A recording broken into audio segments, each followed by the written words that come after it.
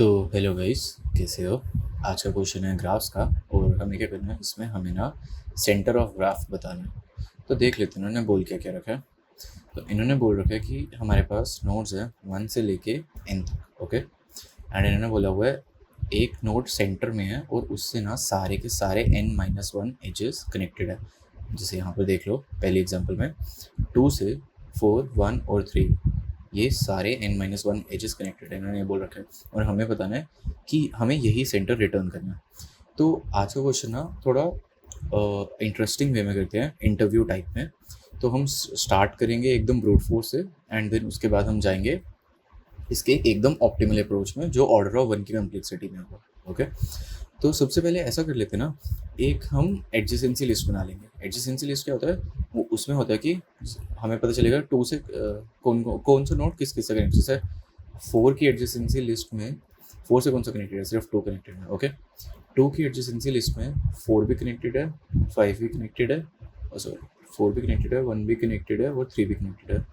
1 की adjacency list में सिर्फ 2 कनेक्टेड है और 3 की एडजेसेंसी लिस्ट में सिर्फ 2 कनेक्टेड है। ओके, अब हमें बताना है कि n-1 एजेस कनेक्ट जिससे भी होंगे वो हमारा सेंटर होगा ऑब्वियसली, क्योंकि सारे इन्होंने पहले से बोल रखा है कि यहाँ पर एग्जैक्टली n-1 एजेस कनेक्टेड है जिससे वो सेंटर है। तो हम इसमें आइटरेट कर लेंगे और इसमें जिसके भी n-1 एजेस होंगे हम वो आंसर रिटर्न कर देंगे। तो ये ऑर्डर ऑफ n की कॉम्प्लेक्सिटी में होगा। ओके, तो इसके स्टेप्स क्या हैं। सबसे पहले होगा कि हमें हमारी एडजेसेंसी लिस्ट बनानी है, एंड देन सेकेंड होगा हमारे पास कि हम ट्रैवर्स कर देंगे एंड रिजल्ट आउटपुट कर देंगे। ओके, तो देख लेते हैं। तो एडजेसेंसी लिस्ट कैसी लग रही है। 4 से कुछ चीज़ मैप्ड है, 2 से कुछ चीज़ मैप्ड है, 1 से कुछ चीज़ मैप्ड है, 3 से कुछ चीज़ मैप्ड है। तो थोड़ा थोड़ा बच रहा है कि हाँ मैपिंग कर रखी है, तो हम अनऑर्डर्ड मैप ले सकते हैं। ओके, ये एक्चुअली उनके लिए मैं बता रहा हूँ जिनको एडजेसेंसी लिस्ट बनाना नहीं आता। तो हम अनऑर्डर्ड मैप ले सकते हैं, पर अनऑर्डर्ड मैप किस टाइप का होगा। अब यहाँ देखो, यहाँ पर तो एक ही चीज़ आ रही है हर बार। ओके, तो इतना पता चल गया कि ये तो एंड का होगा। ओके, और यहाँ पर कभी कभी एक आ रहा है और कभी कभी पूरा ये 3 आ रहे हैं। तो इसको हम एरे भी तो ले सकते हैं। तो सेकंड चीज़ हम वेक्टर ऑफ INT करते हैं। ओके, हमारी एडजेसेंसी लिस्ट ऐसे बनेगी। तो बना लेते हैं उसको unordered underscore map INT comma यहाँ पर vector of INT ADJ। Okay, सही। अब हम एजेस पे ट्रैवर्स करते हैं। ओके,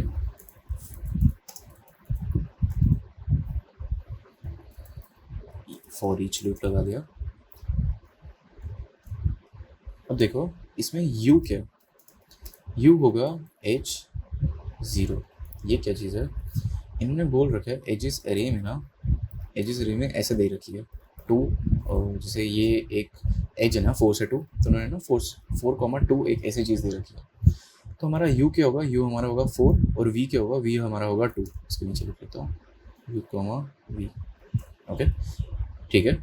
इसका मतलब है कि 4 से 2 पर एक एज है, और इन्होंने बोल रखा है कि ये ग्राफ ना अनडायरेक्टेड है। इसका क्या मतलब है कि 2 से 4 पर भी एक एज होगी। अगर 4 से 2 पे एक एज है तो 2 से 4 पर भी एक एज है ही है। तो इसको कर लेते हैं INT-V इक्वल टू एज 1। ठीक, अब हमें क्या करना है, हमें जस्ट एडजेसेंसी U में पुश अंडरस्कोर बैक कर देना है V को। मतलब हम बोल रहे हैं कि भाई U से तुम V को कनेक्ट कर दो, जैसे मैंने यहाँ बताया था। ओके, एक मिनट।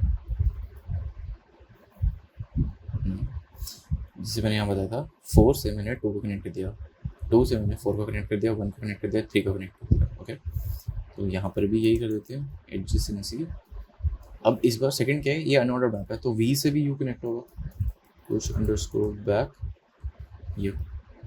ठीक है, अब एक तो पहले एजेस का साइज निकाल लेते हैं, INT-N equal to edges dot size, क्योंकि इससे हमें पता चला कि टोटल कितने एजेस हैं। ओके, और हमें एंड पर एक बार एडजेसेंसी लिस्ट का भी साइज निकाल देते हैं। मैंने बोला था हम एडजेसेंसी लिस्ट में ट्रैवर्स करने वाले।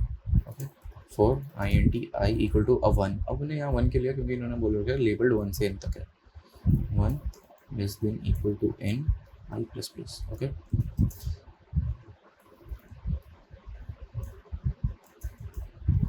ठीक है। अब हमें क्या करना है, हमें बोलना है कि अगर मेरा एडजेसेंसी आई है, एडजेसेंसी आई क्या हो गया यहाँ पर, एडजेसेंसी आई ना कुछ भी नहीं हुआ, पहले 4 पे जाएगा, फिर 2 पे जाएगा, फिर 1 पे जाएगा, फिर 3 पे जाएगा। ओके, यही हो एडजेसेंसी आई। और अगर मैं एडजेसेंसी 2 कर रहा हूँ ना, तो मेरे को ये चीज़ मिलती है। ओके, अगर मैं एडजेसेंसी 4 ऐसे लिखता हूँ, एडजेसेंसी 4 डॉट साइज, तो मेरे को इससे क्या मिलेगा, मेरे को इससे मिलेगा कि इससे जो चीज़ मैप्ड है, जैसे यहाँ 2 है तो उसका साइज, तो यहाँ तो ऑब्वियसली 1 है, बट यहाँ पर 3 है। तो मैं हर बार यही चेक करूँगा कि एडजेसेंसी डॉट साइज मेरे पास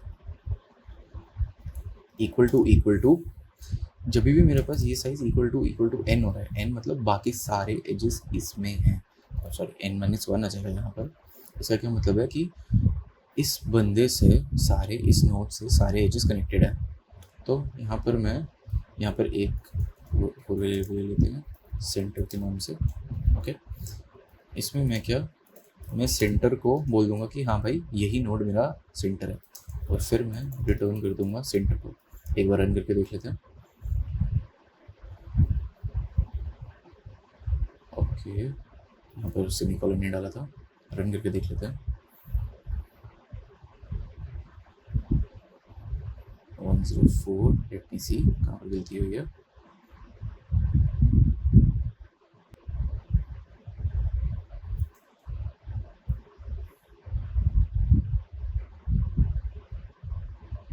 तो यहाँ पर ये गलती हो रही थी कि यहाँ n-1 नहीं आएगा, यहाँ n आएगा। क्यों? क्योंकि n-1 ना तब एग्जैक्टली आता जब हम 0 से चल रही होती है हमारी, बट यहाँ 1 से चल रही है। ओके, तभी हमारे पास यहाँ n आ रहा है। इसको सबमिट करके देख लेते हैं एक बार, एंड ये सबमिट भी हो रहा है, बट इसकी कम्प्लेक्सिटी ना ऑर्डर ऑफ n की है। तो एक्चुअली यहाँ पर एक चीज़ की और इम्प्रूवमेंट हो सकती है। जैसे ही हमें वो चीज़ मिल गई n-1, ऑब्वियसली क्योंकि एक ही सेंटर होगा, तो हम सीधा ब्रेक कर सकते हैं। ये थोड़ा सा ऑप्टिमाइज वर्जन है। एंड ऐसे ना बीच बीच में थोड़ी बहुत ऑप्टिमाइजेशन करके जब तुम उस इंटरव्यूअर को बताओगे तो he will be impressed. Okay, तो अब इसका ऑर्डर ऑफ 1 की कम्प्लेक्सिटी का आंसर निकालते हैं। ओके, ऑर्डर ऑफ 1 की कम्प्लेक्सिटी के आंसर में क्या आएगा, अब देख लो। यहाँ पर मेरे को बताओ, सेंटर तो हर एज से कनेक्टेड है ना, मतलब 4 से 2 कनेक्टेड है, 1 से भी 2 कनेक्टेड है, 3 से भी 2 कनेक्टेड है। ठीक, मतलब क्या आ रहा है, यहाँ हर एज में ना 2 कॉमन आ रहा है। ओके, मेरे को बताओ अगर यहाँ पर 3 हो, मान लो यहाँ पर 3 हो जाता है। ओके, अब मेरे को बताओ इस एडजेसेंसी लिस्ट में 2 सेंटर हो सकता है क्या? नहीं हो सकता, क्योंकि एक एज से तो 2 कनेक्टेड ही नहीं है, और इन्होंने बोल रखे कि जो सेंटर है वो ऑलमोस्ट सब एजेस से कनेक्टेड है। तो हम ऐसा कर लेते ना, जब हमारे सारे एजेस में कॉमन सेंटर है ही है, ओके, तो हम सीधा देख लेते हैं कि सेंटर कनेक्ट हो, हम पहले 2 एजेस उठा लेते हैं कोई भी। ओके, और उसमें सेंटर होगा ही होगा, तो हम देख लेंगे कि कौन सा वाला दोनों उसमें प्रेजेंट है। जो भी दोनों उसमें प्रेजेंट होगा ऑब्वियसली वही सेंटर होगा। जैसे यहाँ पर एजेस में 2,1 भी हो सकता था 1,2 की जगह, क्योंकि अनऑर्डर्ड है, कोई फर्क पड़ नहीं रहा। तो हम एक ये वाला उठाऊंगा, मैं एक ये वाला एज उठा लूँगा, कोई भी 2 एज उठा लूँगा, और देन उसमें से मैं ढूंढ लूँगा कि कौन सा इन दोनों में कॉमन है। जो भी कॉमन होगा वही मेरा सेंटर होगा। और एक और बार बता देता हूँ कि हम क्यों चूज़ करें, क्योंकि इन्होंने बोला कि सेंटर सारे एजेस से कनेक्टेड है।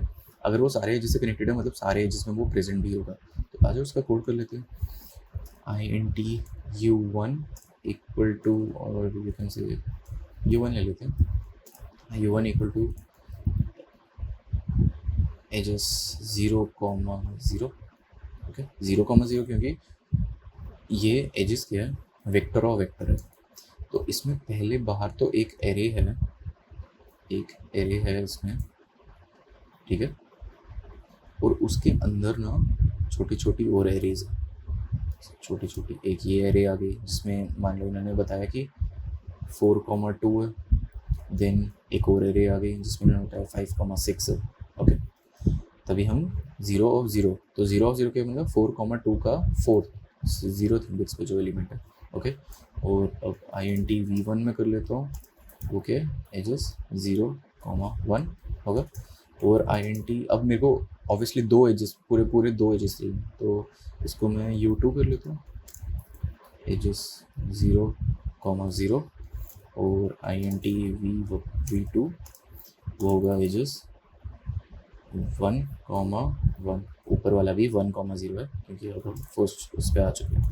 ठीक है, अब हम देख लेंगे इफ अगर हमारा U1 इक्वल टू U2 है, ठीक है, मतलब ये दोनों में कॉमन है, तो मैं सीधा रिटर्न कर दूंगा U1 को। ओके,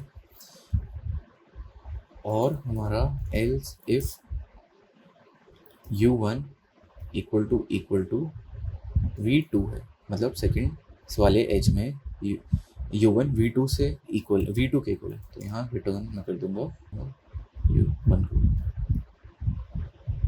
ओके, तो हमने U1 को U2 से चेक कर लिया, U1 को V2 से चेक कर लिया। ओके, अब यहाँ पर आएगा एक और केस, एल्स इफ अब हम V1 के लिए चेक करेंगे।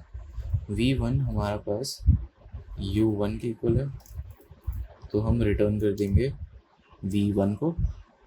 ओके, V1 को, और एल्स इफ अगर हमारे पास V1 इक्वल टू V2 तो हम रिटर्न कर देंगे V2 को, V1 सॉरी।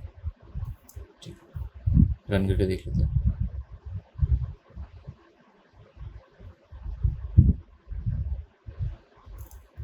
तो यहाँ कुछ भी रिटर्न कर दो, क्योंकि एक सेंटर तो हमें दे ही रखा है, तो ये 0 का भी रिटर्न हो गई नहीं, बट यहाँ INT था तो उसके लिए हमें करना पड़ रहा था।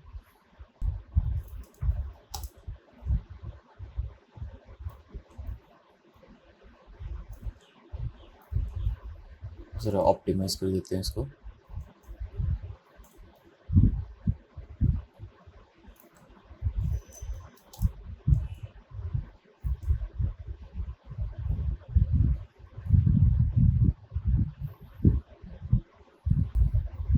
ओके, तो यहाँ पर क्या गलती हुई, यहाँ पर ना हमें U2 करना था और हमने यहाँ U1 कर दिया था। अब ये चल जाएगा, एंड क्योंकि हमारे पास एक ही सेंटर है एंड सेंटर होगा ही होगा, तो हम इसमें डायरेक्ट एल्स भी लगा सकते हैं कि अगर U1 नहीं आ रहा तो ऑब्वियसली V1 ही होगा सेंटर, क्योंकि दोनों में से कोई एक तो सेंटर होना ही था। यहाँ पर रिटर्न आना, रन कर लेते हैं। इंडीड इट्स रनिंग, सबमिट करके देख लेते हैं। तो ऐसे हमने ब्रूट फोर्स ऑप्टिमल बनाया एंड इसकी कॉम्प्लेक्सिटी ऑर्डर ऑफ 1 है। Thank you.